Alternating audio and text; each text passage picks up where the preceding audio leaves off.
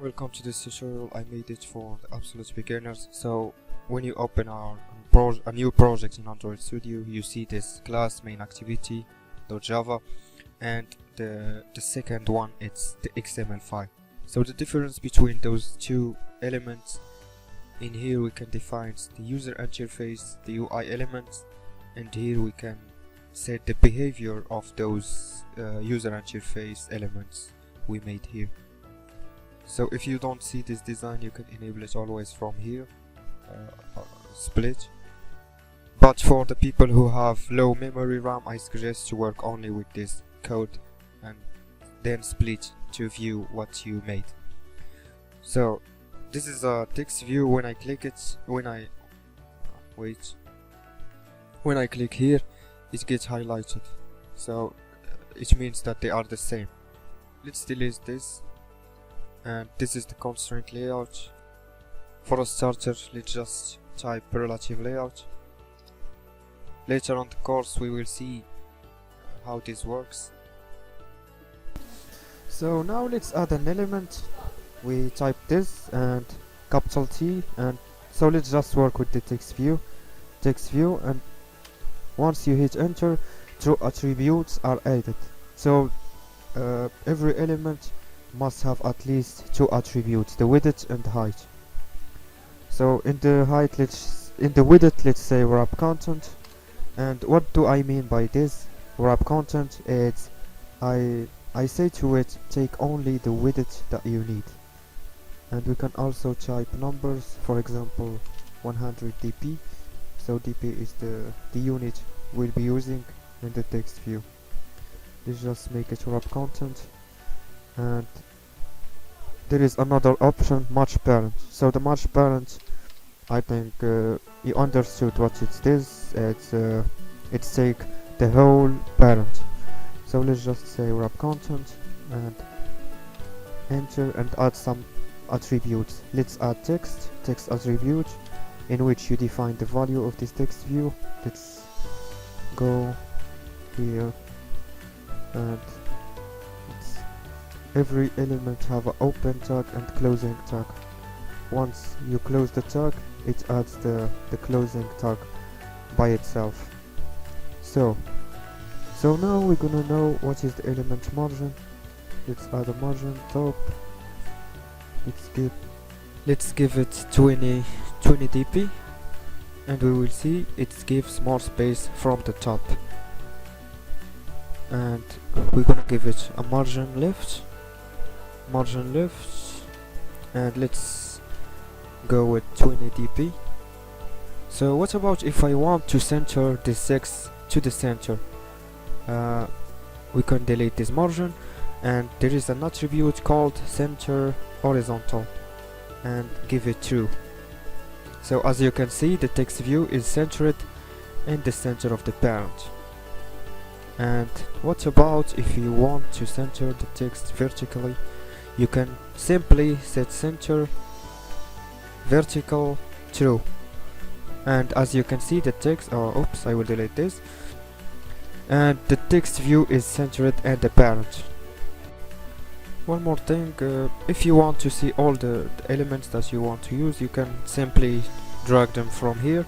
So let's drag a button, and let's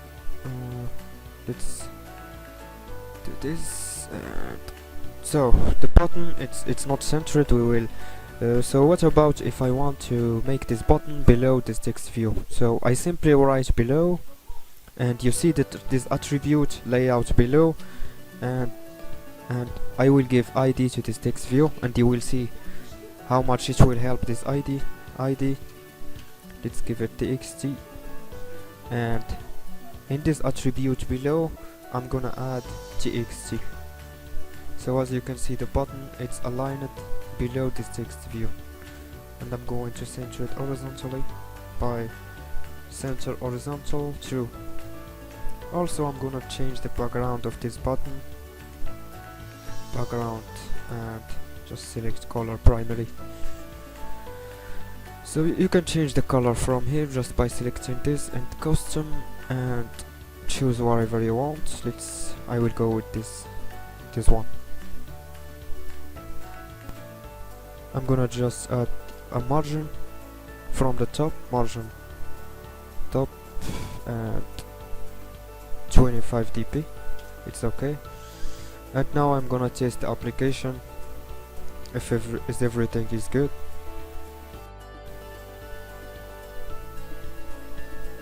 And as you can see, our application is successfully created.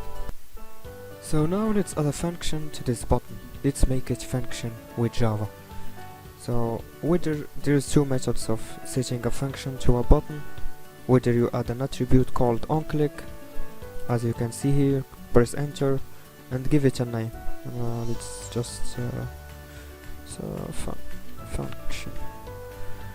So there is a red warning here and there is an error. Click in the bulb and create function in main activity. So it's gonna create a function in the main activity.java, and here we can perform some actions. So this onClick method, it's performed on the click of the button. What you want to gonna happen if we click at the button. So if we go to Java class, we will see the function created. And let's add a toast message. Let's select the second one. Don't worry about all of this stuff, I will explain it later. And let's just type click it. This is the first method how you can perform an event to the button. We will test that.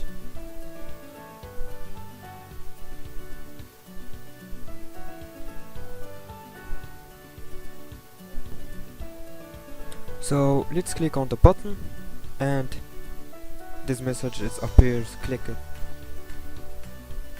So I'm gonna show you the second method how you can do this. Let's stop this and let's delete this. The second method, I'm going to give an ID to this button. I'm going to delete this function and give it an ID. It's already. So the ID of this button, it's button. Let's go to the Java class, and in here, outside the onCreate method, we're gonna create a button, and let's name it btn. And inside this method onCreate, we're gonna initialize this button. So btn equal to fb. So find view by ID. So this method in here, it's concatenate this declared button with the button in here in the interface. So how it's gonna work, and we type R, capital R dot ID dot, and we select button. So these are the resources, all the resources of this application, and the ID, all of the IDs exists in the application, and button, it's our button. So if you wanna check that, click on Control, Command, press on this ID. So it's gonna take you to our button. So after initialize the button, we will